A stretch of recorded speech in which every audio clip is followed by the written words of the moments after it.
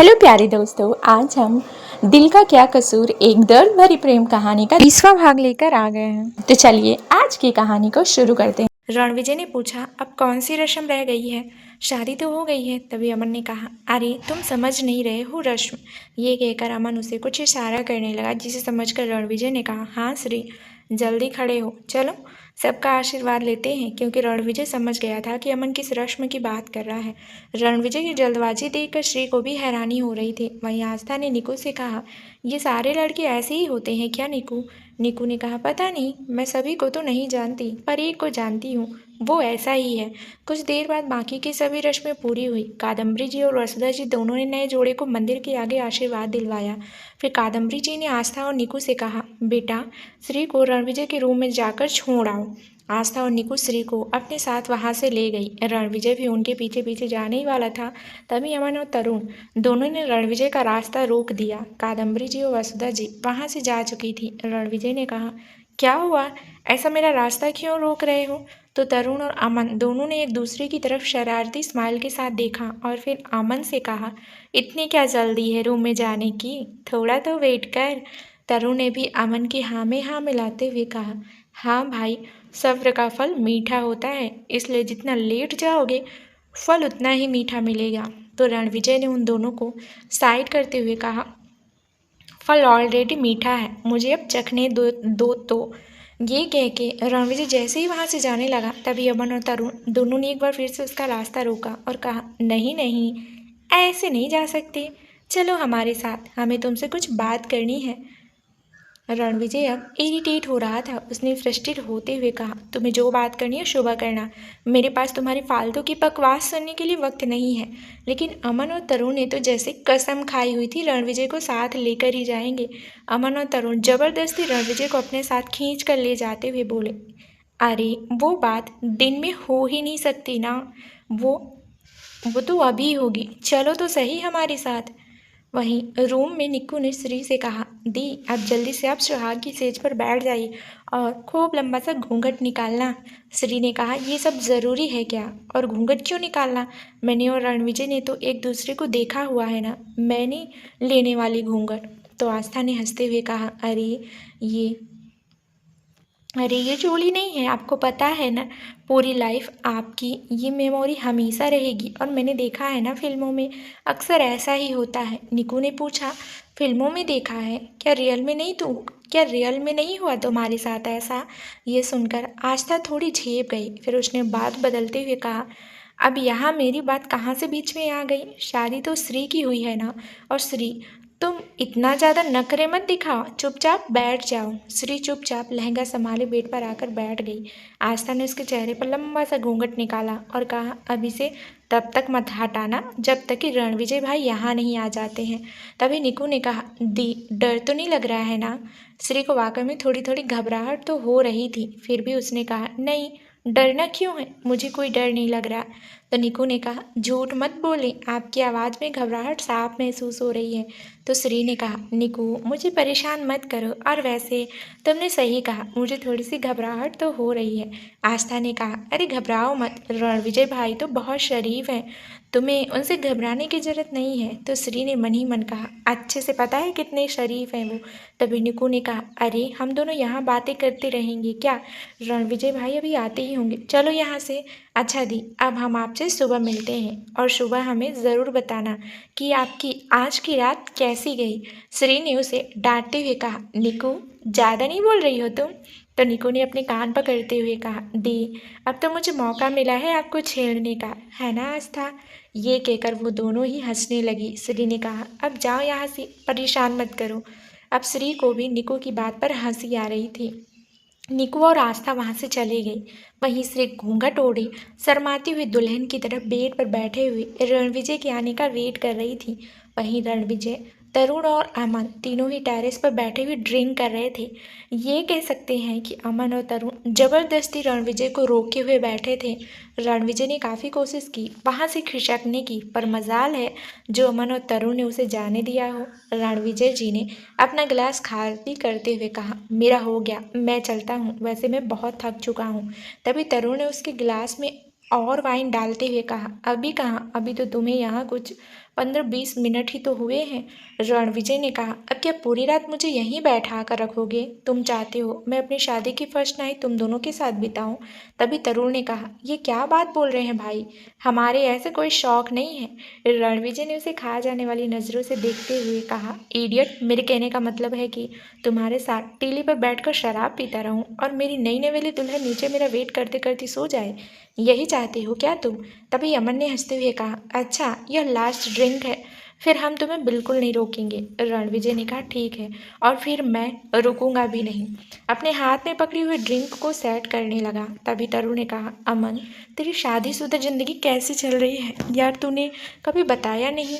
अमन ने चिढ़ते हुए कहा, तेरे पास इन बकवास सवालों के अलावा कोई और काम नहीं है क्या? तरुण ने हंसते हुए कहा, समझ गया, मतलब अभी तक तेरी बीवी ने तुझे खुद को हाथ नहीं लगाने दिया।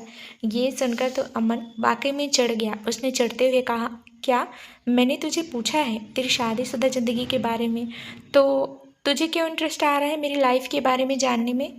तरुण ने कहा, अरे मैं तेरी मदद करना चाहता हूँ ताकि तेरी लाइफ भी हमारी तरह झक्कास हो। अमन ने कुछ सोचा, फिर तरुण से कहा, चल इस बारे में कल बात करते हैं, अभी इस रणविजय को यहाँ से जाने दो, वरना पता चले आज ही हम दोनों का मर्डर कर देगा। रणविजय ने अपना ग्लास खाली करते हुए कहा, वो तो मैं वाकई में कर दूंगा, क्योंकि तुम बार बार मुझे रोकने की कोशिश कर रहे हो। फिर खड़े होते हुए कहा, मिलता हूँ तुम दोनों से कल। तरुण ने कहा, बेस्ट ऑफ लक भाई, आज की रात आपकी सबसे खूबसूरत यादों में शुमार हूँ। ये सुनकर रणविजय, जो अभी जाने के लिए पीछे मुड़ा ही था, उसके फेस पर स्माइल आ गई। उसने पलटकर तरुण और अमन की तरफ देखा और कहा, खूबसूरत तो होगी, क्योंकि मैं इसे खूबसूरत बनाने में कोई कसर नहीं छोड़ूंगा। ये कहकर वो वहाँ से निकल गया। अमन ने कहा, यार वाकई में मैं बहुत खुश हूँ उसके लिए और श्री के लिए भी। तरुण ने कहा, हाँ, आखिरकार श्री की लाइफ में उसके सच्चे प्यार की एंट्री हो ही गई, वरना हमेशा श्री को अफसोस रहता था कि उसका पहला प्यार तो अधूरा ही रह गया था ना।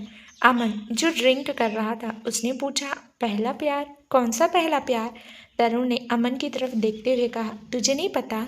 तो अमन ने कहा, नहीं, केसरी किसी और से प्यार करती थी, मेरा मतलब है कि रणविजय से पहले। तो तरुण ने अपने सोफे पर लीन होते हुए कहा, रणविजय भाई से पहले वो किसी और से प्यार करती थी, लेकिन फिर इतना सब कुछ हो गया जिस वजह से, चलो कोई बात नहीं, जो भी होता है अच्छे के लिए होता है।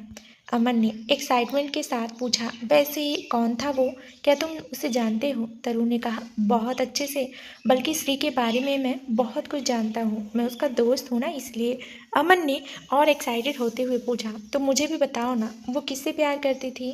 नहीं, ये तो मैं मानता हूँ कि श्री बहुत ही ज़्यादा खूबसूरत है, तो उसका कोई ना कोई बॉयफ्रेंड तो रहा ही होगा। तरुण ने कहा, हर खूबसूरत लड़की का बॉयफ्रेंड हो ये ज़रूरी नहीं है, लेकिन हाँ, अपनी लाइफ में कोई ना कोई तो ऐसा आता है ना जो हमें अच्छा लगने लगता है। अमन ने कहा, देख अब तू पहेलियाँ मत बुझा और बता ना कौन था वो। तरुण ने मिस्टीरियस स्माइल के साथ कहा, सच में बता दूँ? अमन ने कहा, बता दे, इसमें इतना सस्पेंस क्यों क्रिएट कर रहा है? ये कहकर अमन ने अपने हाथ में पकड़ी ड्रिंक के गिलास से सिप लिया। तभी अरुण ने कहा, तुम। ये सुनते ही अमन जोर जोर से खांसने लगा और उसके मुंह वाली ड्रिंक पूरी बौछार बनकर बाहर आ गई। वो खांसते हुए तरुण को देखने लगा, जैसे पूछ रहा हो कि ये क्या बकवास कर रहे हो। तो तरुण में बत्ती से दिखाते हुए कहा, सच में अमन, तुम थे उसका पहला प्यार। अमन अपनी खांसी को कंट्रोल करते हुए बोला, तुम पागल हो गए हो क्या? मैं कब से उसका पहला प्यार बन गया? तो तरुण ने कहा, जब वो सिर्फ 16 साल की थी, तब तब तुम उसे अच्छे लगने लगे थे। अमन ने कहा, तो सच कह रहा है क्या? यह बात तुझे श्री यह बात तुझे श्री ने बताई थी? तो तरुण ने कहा, ऑफ कोर्स, मुझे श्री ने बताई थी। अमन ने मन ही मन कहा, अगर रणविजय को पता चला ना, वो पक्का मेरा मर्डर कर देगा। उसने तरुण को मस्का लगाते हुए कहा, देख तरुण, तू मेरा बहुत अच्छा दोस्त है ना, तो वादा कर ये बात तू रणविजय को कभी नहीं बताएगा। तरुण ने हंसते हुए कहा, क्यों, डर गया? अमन ने कहा, प्लीज़ यार समझा कर, और तू जबकि बात कर रहा है, श्री उस वक्त टीनएजर थी, और टीन एज में प्यार नहीं होते हैं, सिर्फ अट्रैक्शन होते हैं, समझ यार। और अब तो सब कुछ बदल चुका है ना, श्री किसी और की बीवी है, मैं किसी और का पति हूँ, तो इन बातों को कोई मतलब नहीं बनता है ना। तरुण ने कहा, ठीक है, नहीं कहूँगा, पर एक शर्त पर, कि तू मुझे टीस करना बंद कर दे। अमन ने मन ही मन कहा, कमीने इस सिचुएशन का भी फायदा उठाएगा। फिर ना चाहते हुए भी उसने कहा, ठीक है, नहीं करूँगा। तरुण ने खड़े होते हुए कहा, ठीक है, तो मैं ये बात भाई को बिल्कुल नहीं बताऊंगा। फिर एक अंगड़ाई लेते हुए कहा, मैं भी चलता हूँ, मेरी क्यूट सी बीवी मेरा वेट कर रही होगी। वो क्या है ना, वो ज़्यादा देर मुझसे दूर नहीं रह पाती है। ये कहकर तरुण वहाँ से निकल गया। अमन ने अपनी रिकॉर्डिंग बनाते हुए कहा, मेरे दोस्त अच्छे हैं, अपनी अपनी बीवियों के पास चले गए और एक मेरी बीवी है जो पता नहीं कब मुझे अपने पास आने देगी। वहीं श्री बेड पर बैठे हुए खुद से ही बोली, कितनी देर लगा दी, कहाँ चले गए ये? मुझे तो नींद भी आ रही है और थकान भी हो रही है। क्या मैं सो जाऊँ? ऐसा करती हूँ, मैं थोड़ी देर सो जाती हूँ, जब भी आएंगे तो मुझे जगा देंगे। तभी श्री को दरवाज़ा खोलने की आवाज़ आई। श्री समझ गई कि रणविजय रूम में आ चुका है, इसलिए उसका दिल अब जोरों से धड़कने लगा। वहीं रणविजय की नज़र सुहाग की सेज पर बैठी हुई श्री पर गई तो उसके फेस पर भी बड़ी सी स्माइल आ गई। आखिर इस दिन का कितने सालों से इंतजार जो किया था उसने, शायद दोनों ने। रणविजय ने अपने कदम बेड की तरफ बढ़ाए और श्री के पास बैठते हुए कहा, काफ़ी इंतजार कराया ना मैंने? श्री ने मुश्किल से कहा, हाँ, मैं काफ़ी देर से बैठी थी तो थक गई। रणविजय ने कहा, सॉरी यार, वो दोनों नमूने हैं ना, वो जानबूझकर मुझे रोक रहे थे। वैसे तुम्हें एक बात कहनी थी। श्री ने घूंघट से ही बोला, क्या कहना था? तो रणविजय ने कहा, कॉन्ग्रेचुलेशन मिसेस श्री रणविजय चौहान। ये सुनकर श्री के फेस पर भी स्माइल आ गई। आखिरकार उसे अपना वो सम्मान, वो सेल्फ रिस्पेक्ट और रणविजय की पत्नी होने का अधिकार जो मिल चुका था, वो भी पूरी दुनिया के सामने। रणविजय ने धीरे से श्री का घूंघट उठाया तो उसे श्री का चांद से भी खूबसूरत चेहरा नजर आया, जो शर्माते हुए और भी ज़्यादा प्यारा लग रहा था। रणविजय ने उसकी चीन उठाते हुए कहा, आज तो जैसे सारा हुस्न समेट कर तुम्हें दे दिया है कुदरत ने। रणविजय की बात सुनकर श्री शर्माने लगी तो रणविजय ने कहा है, तुम अभी तक मुझसे शर्माती हो? मेरी तरफ देखो। श्री ने धीरे से अपनी बड़ी बड़ी पलकें उठाकर रणविजय की तरफ देखा। रणविजय ने उसकी आंखों में देखते हुए कहा, अब तुम खुश हो ना? श्री ने कहा, मैं बहुत खुश हूँ रणविजय, आखिर इतनी परेशानियों के बाद हम दोनों एक जो हो रहे हैं। तो रणविजय ने कहा, हाँ श्री, और आज तो हम दोनों के एक होने से कोई नहीं रोक पाएगा। ये कहकर रणविजय ने श्री का दुपट्टा उसके सर से हटाकर साइड में रख दिया। फिर उसकी तरफ झुकते हुए उसने श्री के कानों में हौले से कहा, और आज तो मुझे अपने पास आने से तुम भी नहीं रोक सकती हो, इसलिए क्योंकि पूरी तरह से मुझे ये अधिकार मिल चुका है। आखिर पूरी दुनिया के सामने तुम्हें अपनी बीवी जो बनाया है। श्री ने शर्मा कर अपना चेहरा रणविजय के कंधे पर रख लिया तो रणविजय ने हंसते हुए श्री को अपनी बाहों में भरा और अपने एक हाथ से श्री के जुड़े की पिन निकाल दी, जिससे श्री के लंबे बाल खुलकर उसकी पीठ पर फैल गए। रणविजय ने उसके बालों से आ रही खुशबू को स्मेल करते हुए कहा, मुकम्मल इश्क तब होता है श्री, जब इश्क की बाहों में खुद इश्क होता है, और मेरा इश्क हो तुम, मेरे दर्द की राहत हो तुम। ये कहकर रणविजय ने श्री की नेक पर किस किया। रणविजय के ऐसा करते ही श्री ने कसकर रणविजय को पकड़ लिया और धीरे से कहा, रणविजय। तभी रणविजय जो श्री को किस कर रहा था, उसने भी अपनी गहरी आवाज़ में पूछा, बोलो श्री, सुन रहा हूँ मैं। रणविजय के हाथ श्री की बॉडी को सहला रहे थे, जिससे श्री के दिल की धड़कनें एकदम से तेज हो गई और वो बहुत ही तेज सांस लेने लगी। रणविजय ने श्री के चेहरे की तरफ देखते हुए कहा, I am sorry Shri. Shri, जिसने अपनी आंखें बंद की हुई थी, उसने धीरे से अपनी पलकें उठाकर रणविजय की तरफ कन्फ्यूजन से देखा और पूछा, सॉरी क्यों बोल रहे हो? तो रणविजय ने कहा, सॉरी इसलिए क्योंकि मैंने तुम्हें हद से कई ज़्यादा दर्द पहुंचाया है, पर अब तुम्हें जी भरकर प्यार करने को दिल करता है। श्री ने कहा, रणविजय, मैं उन दोनों को याद नहीं करना चाहती हूँ। हमने अपनी ज़िंदगी की नई शुरुआत की है ना, तो आज के बाद हमें अपनी खूबसूरत यादें बनानी हैं, जिन्हें हमें सारी ज़िंदगी याद रखना है। श्री की बात सुनकर रणविजय ने श्री के फॉरहेड को किस किया और कहा, मैं तुम्हें बहुत खूबसूरत यादें देना चाहता हूँ श्री, तुम्हारी ज़िंदगी की हर पल को प्यार और प्यार भरे पलों से भर देना चाहता हूँ। रणविजय ने उसका हाथ अपनी हथेली में थामा और झुककर उसके होंठों पर अपने होंठ रख दिए।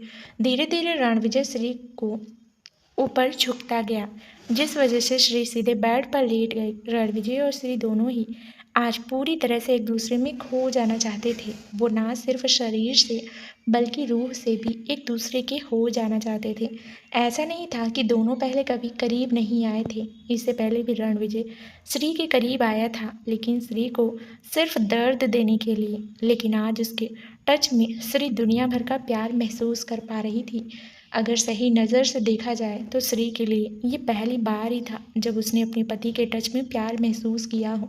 कुछ साल पहले तक ये पल सिर्फ दर्द भरे हुआ करते थे, लेकिन आज ये पल श्री के दिल को और उसकी बॉडी को सुकून पहुंचा रहे थे। आज पहली बार उसने जाना था असल मायने में पति पत्नी का रिश्ता कैसा होता है। रणविजय उसकी बॉडी पर जगह जगह अपने प्यार की मोहर दे रहा था। वहीं श्री के मुंह से मदहोशी भरी चीखें निकल रही थीं। उसने कसकर बेडशीट को अपनी मुट्ठी में भर लिया और अपनी आंखें बंद कर ली। रणविजय ने श्री के गाल पर किस करते हुए कहा, अपनी आंखें बंद मत करो श्री, मैं चाहता हूँ कि आज पूरी तरह तुम मुझे देखो और पूरी रात तुम मुझे देखो। श्री ने शर्माते हुए कहा, रणविजय मुझे शर्म आ रही है। तो रणविजय ने स्माइल करते हुए कहा, बेबी आज शर्म को साइड में रखो, मैं चाहता हूँ यार तुम भी थोड़ी बेशरम हो जाओ। ये बात सुनकर श्री ने अपनी नज़रें दूसरी तरफ करते हुए कहा, मुझे नहीं होना बेशरम, तुम होना काफ़ी है। रणविजय ने हंसते हुए उसका चेहरा अपने सामने किया और कहा, कोई बात नहीं, मैं तुम्हें बना ही दूंगा। ये कहकर रणविजय ने एक बार फिर से उसके होंठों पर कब्जा जमा लिया और श्री को किस करते हुए उसे लेकर पलट गया। श्री भी रणविजय के प्यार में पूरी तरह से खो चुकी थी और उसका भरपूर साथ दे रही थी। रणविजय ने उसे किस करते हुए ही उसकी चोली की डोरी को धीरे से खींच दिया, जिससे उसकी चोली हल्की लूज हो गई। रणविजय के हाथ उसकी बैग पर चल रहे थे, जिससे श्री के अंदर भी एक्साइटमेंट लेवल और ज़्यादा बढ़ रहा था। कुछ ही देर में उनके प्यार भरे पलों की वजह से पूरे कमरे का माहौल काफ़ी हॉट लग रहा था। एसी होने के बावजूद भी दोनों की बॉडी पूरी तरह से पसीने से भीगी हुई थी।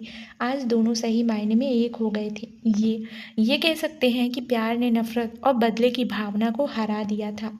दूसरा दिन सुबह के 9 बजे श्री रणविजय के न्यूड सीने पर अपना चेहरा छुपाए हुए बड़ी गहरी नींद में सो रही थी। उसने अपनी बाहों को रणविजय की कमर पर लपेटे हुई थी। उसके चेहरे से ही लग रहा था कि वो बहुत ही ज़्यादा थकी हुई है, क्योंकि रणविजय ने पूरी रात उसे सोने जो नहीं दिया था। वहीं रणविजय कुछ देर पहले ही जागा था। वो हेडरेस्ट से टेक लगाए अपनी एक बाह में श्री को थामा और दूसरे हाथ में अपना फ़ोन लिए कुछ स्क्रॉल कर रहा था। उसने एक नज़र अपनी बीवी की तरफ देखा और उसके फेस पर स्माइल आ गई। जहाँ श्री का चेहरा बुरी तरह से थका हुआ नजर आ रहा था, वहीं रणविजय सुकून और एनर्जी से भरा हुआ था। उसे देखकर लग ही नहीं रहा था कि वो सुबह 4 बजे सोया है। रणविजय ने अपना फ़ोन साइड में रखा और श्री को हल्का सा ऊपर कर अपने ऊपर लेते हुए अपनी बाहों में भर लिया। श्री इस हलचल में थोड़ी सी कशमशाई और धीमी आवाज़ में ही बोली, रणविजय अब मुझे और परेशान मत करो, सोने दो। रणविजय ने श्री के बालों को चूमते हुए कहा, नहीं कर रहा परेशान, चिंता मत करो, वैसे मन तो बहुत कर रहा है तुम्हें और परेशान करने का।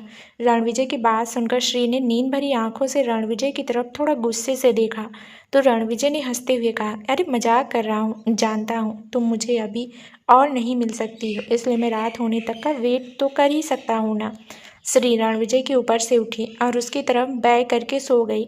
इस वक्त दोनों ने एक ब्लैंकेट लपेटा हुआ था। रणविजय ने पीछे से श्री को अपनी बाहों में भरते हुए कहा, तुम्हें छोड़ने का मन ही नहीं कर रहा श्री।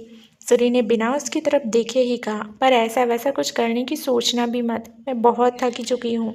रणविजय ने उसके कंधे पर किस करते हुए कहा, ओके कोई बात नहीं, तुम्हें जितना आराम करना है कर लो, ताकि रात को तुम पूरी तरह से एनर्जेटिक रहो, क्योंकि रात को मैं तुम्हारी नहीं सुनूंगा। ये कहकर वो वॉशरूम की तरफ बढ़ गया। श्री ने एक बार फिर से आकर रणविजय को जाते हुए देखा और मन ही मन कहा, क्या ये थकती नहीं है? मेरी तो हालत इतनी ख़राब हो गई है, लग रहा है 2 दिन तक उठ नहीं पाऊंगी। श्री ने वापस अपनी आंखें बंद कर ली। वैसे श्री को इतनी देर तक सोने की बिल्कुल आदत नहीं थी, पर आज वाकई में श्री की पूरी बॉडी में पेन हो रहा था, जैसे किसी ने उसे पूरी तरह से निचोड़ कर रख दिया हो। वहीं दूसरी तरफ आस्था परेशान सी अपने रूम में टहल रही थी। वो बार बार अपने हाथ में पकड़े हुए फ़ोन को देख रही थी। तभी अमन ने रूम में आते हुए जब आस्था को इतना परेशान देखा तो पूछा, तुम्हें क्या हुआ, सब ठीक तो है ना? आस्था ने अमन की तरफ देखा और थोड़ा परेशान होते हुए कहा, वो डैड का कॉल था, अमन ने कहा, तुम्हारे डैड का कॉल था? तो इतना परेशान क्यों हो रही हो? वो ठीक तो है ना? तो आस्था ने कहा, वो डैड ने मुझे मिलने के लिए बुलाया है, वो बहुत ज़्यादा गुस्से में है। अमन ने गहरी सांस लेते हुए कहा, चलो मैं भी तुम्हारे साथ चलूँगा, मिल लेते हैं तुम्हारे डैड से भी।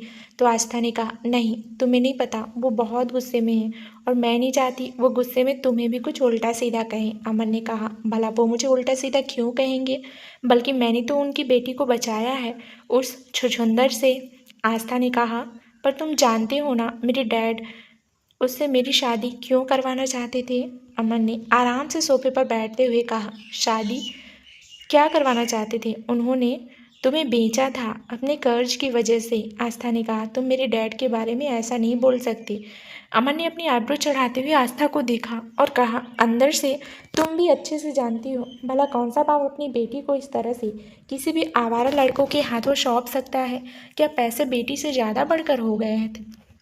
आस्था जानती थी कि अमन कहीं ना कहीं सही बोल रहा है, लेकिन आस्था अपने डैड से बहुत प्यार करती थी, इसलिए उसे बुरा भी लग रहा था। आस्था ने अमन के सामने बैठे हुए कहा, देखो तुम्हें जो कुछ कहना हो मुझे कहो, पर मेरे डैड को कुछ मत कहो और मैं अकेली ही उनसे मिलने चली जाऊंगी, तुम्हें साथ आने की ज़रूरत नहीं है। अमन ने उसे घूर कर देखते हुए कहा, ओ हेलो, तुम क्या भूल चुकी हो कि तुम अब मेरी बीवी हो और मेरे बिना तुम कोई फैसला नहीं ले सकती हो?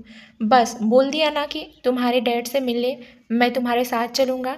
आखिर मैं भी उनसे मिलना चाहता हूँ कि ऐसा कौन सा बाप है जो अपना कर्ज चुकाने के लिए अपनी बेटी को किसी भी ऐरे गहरे के हाथों में सौंप सकता है। ये कहकर अमन खड़ा होकर वॉशरूम की तरफ चला गया। आस्था ने उसे जाते हुए देखा और मन ही मन कहा, अब मैं इसे कैसे समझाऊं? इसे नहीं पता मेरे डैड कितने गुस्से वाले हैं। वो मुझे कुछ कहेंगे तो मैं बर्दाश्त कर लूँगी, और इन्हें कहा तो मैं कैसे संभालूंगी सब? निकू और श्री दोनों ही दोपहर का लंच तैयार कर रही थी और साथ में कुछ मीठा भी बना रही थी, क्योंकि कादम्बरी जी ने श्री को कुछ मीठा तैयार करने के लिए कहा था ताकि उनकी रसोई की रस्म पूरी हो। सुबह श्री काफ़ी लेट जागी थी, इसलिए ब्रेकफास्ट में उसकी रसोई की रस्म नहीं हो पाई थी और किसी ने भी श्री को जगाया भी नहीं था। श्री ने इस वक्त एक रेड कलर की बहुत खूबसूरत सी साड़ी पहनी हुई थी, हाथों में सुहाग का जोड़ा, गले में रणविजय के नाम का मंगलसूत्र और मांग में ढेर सारा सिंदूर। श्री सुहागन की भेष में बहुत ही प्यारी लग रही थी और उसके चेहरे का ग्लो रणविजय के प्यार के रंग को दिखा रहा था। निकू ने श्री के चेहरे की तरफ देखते हुए कहा, वैसे लगता है भाई ने कल आपको बहुत सारा प्यार किया है। मत छेड़ो ना, श्री ने कहा। तो आस्था ने भी जाकर पीछे से श्री को हक करते हुए कहा, क्यों नहीं छेड़े, हम दोनों का हक बनता है तुम्हें छेड़ने का। फिर उसके सामने आते हुए कहा, अब जल्दी से बताओ कैसी गई कल रात? श्री ने शर्माते हुए कहा, तुम लोग मुझे परेशान करना बंद करो, जल्दी से लंच तैयार कर लेते हैं, सभी लोग आ रहे होंगे। आस्था ने कहा, नहीं नहीं, हमें पहले सुनना है कि कल की रात कैसे गई। निकू ने कहा, अरे इसमें पूछना क्या है, देखा नहीं दी कितनी लेट जागी है, मतलब भाई ने पूरी रात उन्हें सोने नहीं दिया है। ये सुनकर श्री ने जाते हुए कहा, अब तुम दोनों मुझे काम करने दोगी कि मैं जाऊँ यहाँ से? आस्था ने हंसते हुए कहा, अरे ठीक है बाबा, तुम लंच तैयार करो, मैं तब तक बाकी का काम देख लेती हूँ। ये कहकर आस्था वहाँ बैठकर सलाद कट करने लगी। आज सभी शेफ को उस किचन से छुट्टी दे दी गई थी, क्योंकि श्री, आस्था, निकू तीनों ही मिलकर लंच रेडी करने वाली थी। वसुधा ने अंदर आते हुए कहा, बेटा खाना रेडी हो गया है? श्री ने कहा, हाँ माँ, बस हो गया है। वसुधा ने कहा, बेटा एक काम करो, तुमने जो मीठा बनाया है ना, इसे पहले मंदिर में रख देते हैं, उसके बाद ही सबको सर्व करेंगे। श्री ने कहा, ठीक है माँ, मैं खीर को आपको एक बाउल में डाल देती हूँ। ये कहकर श्री ने थोड़ी सी खीर को बाउल में डालकर वसुधा जी को दे दिया। वसुधा जी ने कहा, ये तुम खुद जाकर रखाओ, नई नई दुल्हन होना। श्री किचन से बाहर चली गई। निकू ने वसुधा जी से कहा, आंटी खाना वैसे तो तैयार है, बस 5-10 मिनट और लगेंगे। वसुधा जी ने कहा, कोई बात नहीं, आराम से कर लो, वैसे भी अभी बाहर कोई नहीं आया है। ये कहकर वसुधा जी वहाँ से चली गई। वहीं आस्था, जो किसी सोच में गुम थी, जब निकू ने उसे कहीं खोया हुआ देखा तो पूछा, तुम्हें क्या हुआ, तुम इतना गुमसुम क्यों हुआ? तो आस्था ने कहा, कुछ नहीं। ये कहकर आस्था कोई दूसरा काम करने लगी तो निकू ने कहा, तुम बताओ ना क्या हुआ है, हो सकता है मैं तुम्हारी परेशानी का कोई समाधान निकाल दूँ। आस्था ने कहा, नहीं निकू, मेरी परेशानी मुझे खुद ही हैंडल करनी होगी। निकू समझ गई कि आस्था उससे शेयर नहीं करना चाहती है, इसलिए उसने ज़्यादा जोर भी नहीं किया।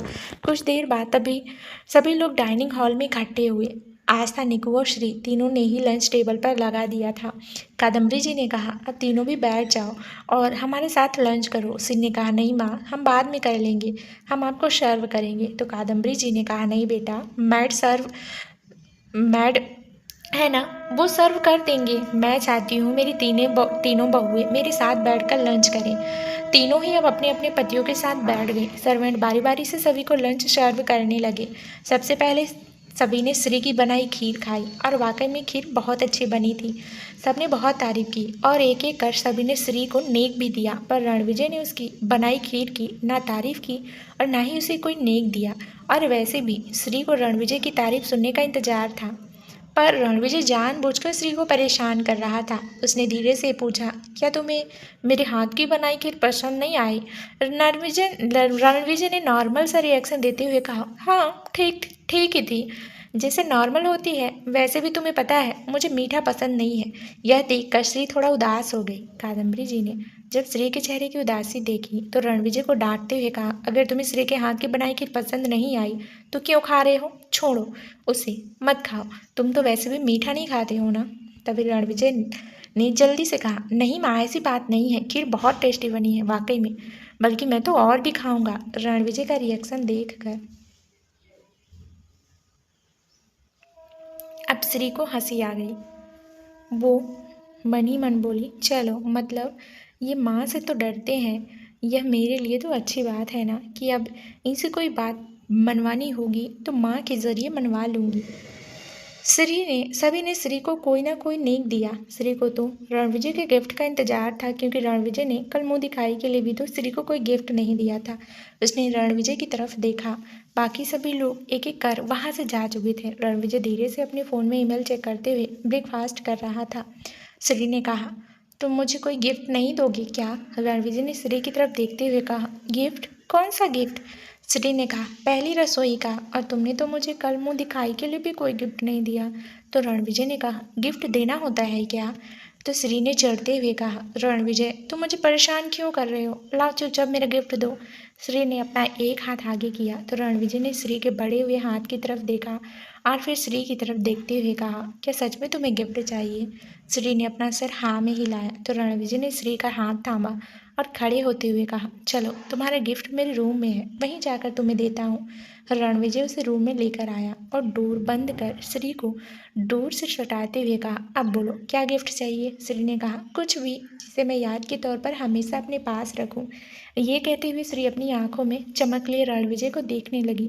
तो रणविजय ने अपना एक हाथ डोर पर रखा और दूसरे हाथ से श्री की चेन को पकड़ते हुए उसका चेहरा ऊपर किया और कहा, ठीक है, पर उससे पहले मुझे भी कुछ चाहिए। ये कहते हुए रणविजय श्री की तरफ झुकने लगा तो श्री ने रणविजय के सीने पर हाथ रखा और उसे खुद से दूर करते हुए कहा, क्या कर रहे हो? हर बार क्या यही होता है? ये कहकर श्री जैसे ही वहाँ से जाने लगती है, रणविजय ने उसका हाथ पकड़कर वापस उसे अपने सामने करते हुए कहा, हाँ, मेरा तो हर बार यही होता है। ये कहकर रणविजय ने श्री को किस करना शुरू कर दिया। श्री कुछ देर के लिए तो कसमस आई, फिर उसने भी रणविजय का विरोध करना बंद कर दिया। कुछ देर बाद रणविजय श्री से दूर हुआ और उसके होठों को अपने अंगूठे से रफ करते हुए कहा, अब मांगो गिफ्ट। श्री थोड़ा नाराजगी से रणविजय को देख ही रही थी तो रणविजय ने स्माइल करते हुए कहा, क्या हुआ? तो श्री ने मुंह बनाते हुए कहा, किस करते वक्त मुझे बाइट क्यों करते हो?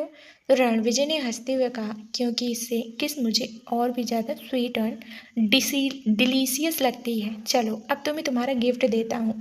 ये कहकर रणविजय ने टेबल पर रखा हुआ एक छोटा सा बॉक्स उठाया और श्री की तरफ बढ़ाते हुए कहा, ये लो तुम्हारा गिफ्ट। सुबह तुमने देखा ही नहीं, मैंने पहले ही इसे यहाँ रख दिया था।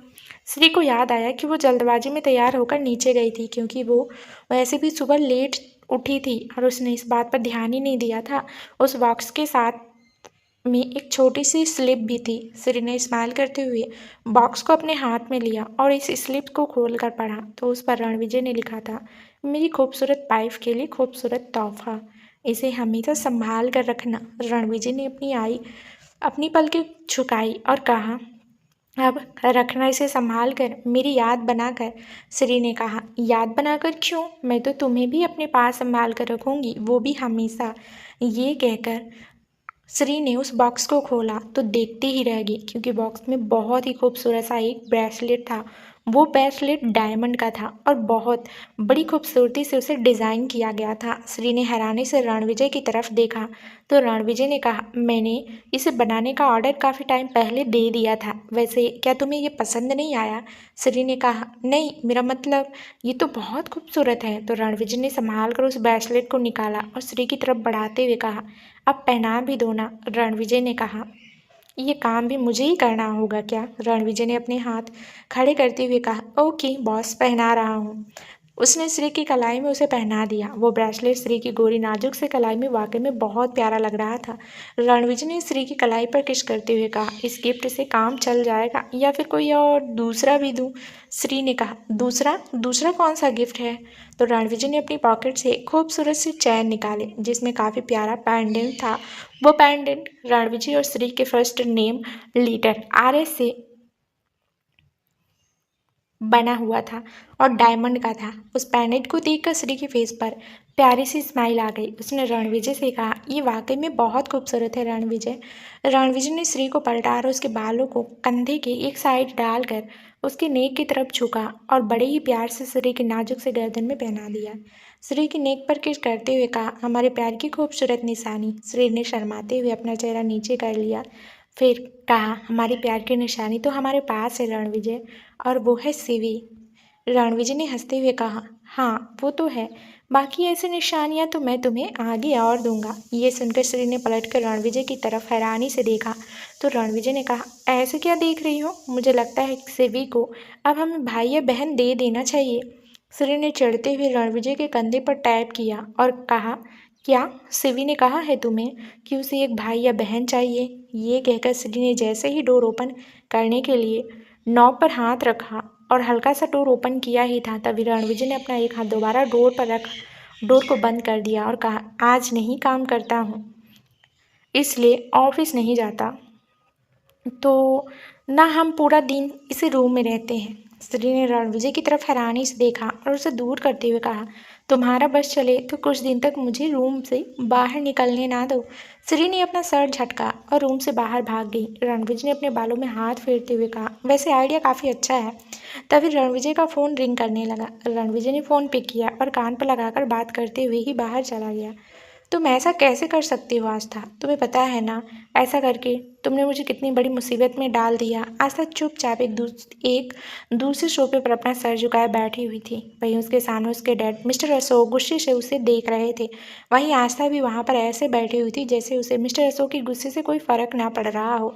मिस्टर अशोक आस्था को लगातार सुनाए जा रहे थे। ये कह सकते हैं कि वो गुस्से से इनडायरेक्ट ही सही अमन को भी ताना दे रहे थे। मिस्टर अशोक ने कहा, मैंने तुम्हारे लिए इतना अच्छा लड़का ढूंढा था, तुमने उसे छोड़कर पता नहीं किससे शादी की। तभी अमन ने घूर कर मिस्टर अशोक को देखा और कहा, क्या वाकई में आप मुझे नहीं जानते हैं? मिस्टर अशोक ने कहा, मैं तुम्हें जानना भी नहीं चाहता हूँ। दरअसल मिस्टर अशोक जानते थे कि अमन मेहरा कौन है, लेकिन कुछ बिजनेस रीजन की वजह से वो अमन मेहरा से खार खाए बैठे थे। मिस्टर अशोक मेहरा कॉरपोरेशन और चौहान अंपायर में इन्वॉल्व में आते थे, इसलिए उन्हें ये बर्दाश्त नहीं हो रही थी कि उनकी इकलौती बेटी ने अमन मेहरा से शादी कर ली। वहीं मामले को थोड़ा गर्म होता देखकर आस्था ने कहा, डैड ये वाकई में बहुत अच्छे हैं और आप इनकी तुलना उस राक्षस से कैसे कर सकते हैं? आपको नहीं पता वो। तभी मिस्टर अशोक ने चिल्लाते हुए कहा, 2 दिन नहीं हुए तुम्हें इस इंसान को जानते हुए और तुम मुझे कह रही हो कि मेरा फैसला जो मैंने तुम्हारे लिए लिया था वो गलत है? अमन अब मिस्टर अशोक की बातों से इरिटेट हो रहा था। उसने खड़े होते हुए कहा, मेरे ख्याल से आपकी बेटी आपसे मिलना चाहती थी क्योंकि आपने उसे बुलाया, लेकिन आप बोलते वक्त भूल रहे हैं कि आप मेरी बीवी से भी बात कर रहे हैं। मिस्टर अशोक ने भी खड़े होते हुए कहा, वो मेरी बेटी है, तुम्हारी बीवी बाद में बनी है। अमन ने एक नज़र मिस्टर अशोक को घूरते हुए कहा, मिस्टर अशोक आप आस्था के डैड हैं, इसलिए शुक्र मनाइए कि अभी सही सलामत मेरे सामने खड़े हैं, वरना आज तक किसी की इतनी हिम्मत नहीं हुई कि मेरे सामने इतना मुंह खोले, और ये बात तो आपको अच्छे से पता ही होगी ना। आस्था ने खड़े होते हुए कहा, अमन प्लीज़ मत बोलिए ना ऐसा। अमन ने आस्था का हाथ पकड़ते हुए कहा, हो गया तुम्हारा शौक पूरा अपनी डैड से मिलने का, अब चलो मेरे साथ। मुझे बर्दाश्त नहीं होगा कि कोई भी चाहे वो तुम्हारा बाप ही क्यों ना हो तुम्हारी इंसल्ट करे, लेकिन तुम अब अमन मेहरा की बीवी हो, आइंदा से तुम मेरी परमिशन के बिना यहाँ नहीं आओगी। मिस्टर अशोक जलती हुई नज़रों से अमन को देख रहे थे। अमन ने उन्हें लगभग वार्निंग वाला लुक देते हुए कहा, और एक बात याद रखिए मिस्टर अशोक, कि औलाद कभी भी हमारी कर्ज चुकाने का ऑप्शन नहीं होती है, समझे। ये कहकर अमन आस्था को खींचकर अपने साथ ले गया। वहीं मिस्टर अशोक अमन की बातों में छुपा ताने समझ गए थे, जिससे उनका खून जैसे खौल ही उठा। अमन आस्था को खींचते हुए बाहर लेकर आया और कार की दूसरी साइड का डोर ओपन कर उसे लगभग अंदर ढकेलते हुए कहा, अब चुपचाप अंदर बैठी रहना, एक शब्द मत निकालना। ये कहकर उसने तेज आवाज के साथ डोर बंद किया और आकर खुद भी ड्राइविंग सीट पर बैठ गया। आस्था ने कहा, तुम ऐसा क्यों कर रहे हो? इसलिए मैंने कहा था ना कि मैं अकेले ही मिलने आ जाती। अमन ने आस्था की तरफ देखते हुए कहा, अपनी इंसल्ट कराने आती इधर, देखा नहीं उन्हें अपनी बेटी से कई ज़्यादा अपने बिजनेस की लगी हुई है। आज के बाद आस्था यहाँ आने की जिद नहीं करोगी, वरना मुझसे बुरा कोई नहीं होगा। अमन ने पहली बार आस्था से इतनी गुस्से में बात की थी, इसलिए आस्था थोड़ी सी सहम गई। उसने अपनी नज़र झुकाते हुए कहा, ठीक है, नहीं करूँगी आगे से। ये कहकर आस्था विंडो की तरफ फेस किए बैठ गई, क्योंकि अमन के ऐसे डांटने से उसकी आंखों में नमी आ गई थी और वो अमन को अपनी आंखों की ये नमी दिखाना नहीं चाहती थी। अमन ने एक नज़र आस्था को देखा और गाड़ी स्टार्ट कर वहाँ से निकल गया। अमन ड्राइव करते हुए बीच बीच में आस्था की तरफ देख रहा था, जिसने अब तक उसे एक शब्द भी नहीं कहा था, और विंडो की तरफ देखते हुए शायद कुछ सोच रही थी। अमन ने जब उसके गालों पर आंसू की लकीर देखी तो गाड़ी को रोड की साइड में लगाया और आस्था से कहा, इधर देखो मेरी तरफ। आस्था ने अमन की बात का कोई जवाब नहीं दिया, तो अमन ने काफ़ी सर्द आवाज़ में आस्था से कहा, आस्था मेरी तरफ देखो देखो, फिर मैं तुम पर गुस्सा करूँगा तो तुम्हें बर्दाश्त नहीं होगा। आस्था ने बिना उसकी तरफ देखे ही कहा, तुम्हें जितना गुस्सा करना है कर लो, मैं कुछ नहीं कहूँगी। अमन समझ गया था कि आस्था उससे नाराज़ है, इसलिए उसने आस्था को अपने सामने करते हुए कहा, रो क्यों रही हो? आस्था ने अपनी नज़र दूसरी तरफ करते हुए कहा, मैं कहाँ रो रही हूँ और मैं क्यों रोने लगी? अमन ने मुस्कुराते हुए आस्था के आंसू को अपने अंगूठी से पोंछते हुए कहा, तो ये आंसू किस लिए? आस्था ने कहा, इतनी ज़ोर से डांटेंगे तो रोना तो आएगा ना, और मेरी क्या गलती है इसमें?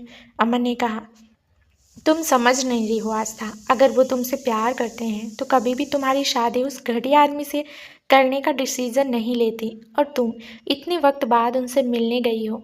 क्या एक बार भी एक बाप की तरह उन्होंने तुम्हारे सिर पर हाथ रखा? आस्था ये सुनकर थोड़ी और उदास हो गई, क्योंकि अमन की बात में कहीं ना कहीं सच्चाई थी। उसके डैड ने कभी भी अपने बिजनेस से ऊपर आस्था को रखा ही नहीं था। उसके लिए तो हमेशा ही अपना बिजनेस ही पहले था, और यही वजह थी कि अपने बिजनेस के लॉस को भरने के लिए उसने आस्था की शादी एक घटिया इंसान से तय कर दी थी। अमन ने प्यार से आस्था के चेहरे को अपनी हथेली में भरते हुए कहा, आस्था, अब तुम मेरी बीवी हो, और कोई भी चाहे वो तुम्हारा बाप ही क्यों ना हो, मेरी बीवी की इंसल्ट करेगा तो उसे मेरे गुस्से का सामना करना ही होगा। तुम्हारी सेल्फ रिस्पेक्ट की रक्षा करना भी मेरा फ़र्ज है, इसलिए अगर तुम चाहती हो कि मैं तुम्हारे घर से ऐसी बात ना करूं तो तुम आइंदा से वहाँ नहीं जाओगी, क्योंकि देख लिया है मैंने, उन्हें अपनी बेटी नहीं अपना बिजनेस ज़्यादा प्यारा है। आस्था ने धीरे से अपना सर हाँ में हिलाते हुए कहा, ठीक है, नहीं जाऊँगी, पर तुम मुझ पर ऐसे गुस्से से चिल्लाया मत करो, मुझे डर लगता है। आस्था ने इतनी मासूमियत से ये बात कही थी कि अमन ने मुस्कुराते हुए आस्था की फोरहेड को चूमा और कहा, सॉरी यार, अब नहीं करूँगा ऐसी बात। अमन की बात सुनकर आस्था ने मुस्कुराते हुए अपनी पलकें झुकाई। अमन कुछ देर तक आस्था की आंखों में देखता ही रहा। उसका आस्था से दूर जाने का बिल्कुल मन ही नहीं हो रहा था, क्योंकि इस वक्त वो आस्था के बहुत करीब था, और जैसे ही उसकी नज़रें उसकी आंखों से फिसलते हुए उसके होठों पर आकर ठहरी, तो जैसे वो कुछ देर के लिए ब्लैंक ही हो गया। रोने से आस्था के होंठ और भी ज़्यादा सुर्ख नजर आ रहे थे, जिन्हें देखकर अमन का मन उन्हें चूमने का कर रहा था, और उसने अपनी बॉडी में गर्मी बढ़ती हुई सी महसूस हुई। तभी आस्था ने कहा, अमन, क्या देख रही हो, क्या हुआ? आस्था की आवाज़ सुनकर अमन जैसे अपने होश में वापस आया और जल्दी से आस्था से दूर होते हुए कहा, कुछ भी नहीं, कुछ भी तो नहीं। ये कहकर अमन अपनी नज़र चुराने लगा। वो मन ही मन बोला, इतनी गर्मी कैसे है, क्या गाड़ी का एसी काम नहीं कर रहा है? ये कहकर अमन ने अपनी शर्ट का एक बटन ओपन किया। आस्था ने दोबारा पूछा, क्या हुआ, आपकी तबीयत ठीक नहीं है क्या? अमन ने आस्था की तरफ देखा और कहा, नहीं, ऐसा कुछ नहीं है, वो मैं सोच रहा था आस्था कि क्यों ना आज हम इधर कहीं बाहर घूमने चलें। आस्था ने पूछा, कहाँ? तो अमन ने कहा, मेरी नज़र में एक बहुत अच्छी जगह है, हालांकि वो ज़्यादा बड़ी नहीं है, पर वो जगह काफ़ी सुकून वाली है, आज तुम्हें वहीं लेकर चलता हूँ। आस्था ने कहा, ठीक है। अमन ने किसी तरह से अपनी फीलिंग्स को कंट्रोल किया और गाड़ी को स्टार्ट कर उसे बढ़ा ले गया। कुछ देर बाद वो लोग समुद्र किनारे बने एक छोटी से खूबसूरत रेस्टोरेंट में पहुंचे। इस रेस्टोरेंट का सी फूड बहुत ही फेमस था और अक्सर ही लोग यहाँ के खुशनुमा माहौल में ताज़ा सी फूड का आनंद लेने के लिए आया करते थे। आस्था को भी वो जगह बहुत ही प्यारी लगी और खूबसूरत थी और बहुत ही खूबसूरत भी। वहाँ का माहौल कुछ ऐसा था, रात का वक्त हो चुका था। लोग अपनी अपनी पार्टनर्स के साथ वहाँ का सी फूड एंजॉय करने के लिए आने लगे थे। अमन ने बाहर की तरफ ही एक टेबल पर बैठने का सोचा। उसने चेयर को खिसकाते हुए कहा, तुम यहाँ बैठो। आस्था उस चेयर पर बैठ गई तो अमन उसके सामने बैठते हुए बोला, तो कैसी लगी तुम्हें ये जगह? आस्था ने आसपास देखते हुए कहा, ये वाकई में बहुत खूबसूरत है। मैं इतने सालों से मुंबई में रह रही हूँ और मुझे यहाँ के बारे में पता ही नहीं है। अमन ने कहा, अक्सर यहाँ पर वही लोग आते हैं जिन्हें सुकून की चाह हो और मैं अक्सर यहाँ आया ही करता हूँ। आस्था ने पूछा, अकेले या किसी और के साथ? दरअसल आस्था जानना चाहती थी कि अमन की क्या कोई गर्लफ्रेंड रही है। तो अमन ने हंसते हुए कहा, अरे नहीं, किसी और के साथ क्यों आऊँगा, मैं ज़्यादातर यहाँ अकेले ही आता हूँ। फिर कुछ सोचते हुए अमन ने कहा, वैसे तुम जानना क्या चाहती हो? आस्था ने अपनी नज़र चुराते हुए कहा, कुछ भी तो नहीं, बस मैंने तो ऐसे ही पूछ लिया था। ये कहकर आस्था अपनी चीन पर हाथ रखकर सामने समुद्र की लहरों को देखने लगी। कुछ लोग किनारे पर टहल रहे थे। वहाँ का नज़ारा देखकर आस्था मन ही मन बोली, वाकई में इस जगह में ही सुकून बसा हुआ है। वहीं अमन अपनी चीन पर अपना चेहरा टिकाए एकटक आस्था के चेहरे को देख रहा था।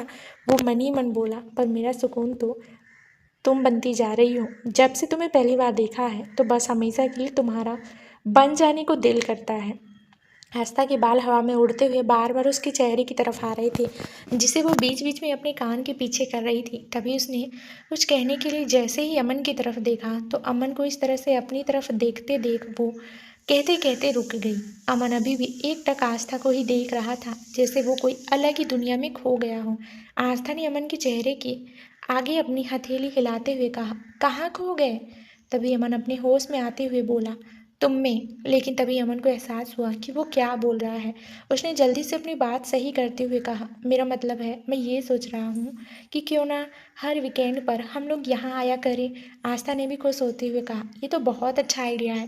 तुम्हें नहीं पता अमन कि मुझे ऐसी जगह बहुत पसंद है। मुझे भी बार वाली जगह जाना बिल्कुल भी अच्छा नहीं लगता है। तो अमन ने कहा, क्या क्या कॉन्सिडेंस है आस्था, मुझे भी ऐसी जगह जाना बहुत बिल्कुल नहीं पसंद है।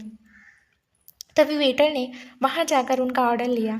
आस्था ने अपनी फेवरेट डिशेस उस वेटर को बता दी। अमन ने भी अपना खाना ऑर्डर किया और दोनों ही बैठकर वहां बातें करने लगी। उन्हें वहां बैठकर बातें करना अच्छा लग रहा था। कुछ देर बाद डिनर करने के बाद वो दोनों समुद्र किनारे टहलने के लिए निकल गए।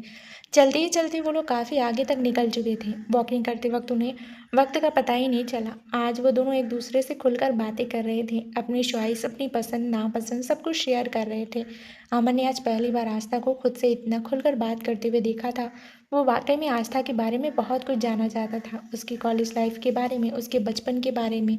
वहीं आस्था भी अमन के बारे में सब कुछ जान लेना चाहती थी, खासकर ये कि क्या आस्था से पहले अमन की कोई गर्लफ्रेंड रही है। और जब उसे पता चला कि अमन कोई रिलेशनशिप में कभी रहा ही नहीं, ये सुनकर आस्था को कहीं ना कहीं बहुत अच्छा फील हो रहा था। वैसे तो आस्था का भी कभी कोई बॉयफ्रेंड नहीं रहा था, बल्कि आस्था को लड़कों से दोस्ती करने में कभी कोई इंटरेस्ट था ही नहीं। उसे सिर्फ अपनी पढ़ाई से मतलब था। काफ़ी देर चलने से अब दोनों ही थक गए थे, तो अमन वहीं रेत पर बैठते हुए बोला, चलो कुछ देर यहाँ बैठते हैं, फिर घर के लिए चलेंगे। आस्था भी आकर अमन के पास ही बैठ गई और दोनों ही मुस्कुराते हुए समुद्र की लहरों को देखने लगे। चांद की चांदनी में समुद्र की लहरें आज थोड़ी अलग ही तूफान पर थी। आस्था ने समुद्र की लहरों को देखते हुए ही कहा, कभी कभी ऐसा होता है ना अमन, कि कुछ चीज़ें हम प्लान करते हैं पर वो पूरी नहीं होती है। होता वही है जो ऊपर वाले ने हमारे लिए प्लान किया हो। अमन ने आस्था की तरफ देखते हुए पूछा, तुम कहना क्या चाहती हो?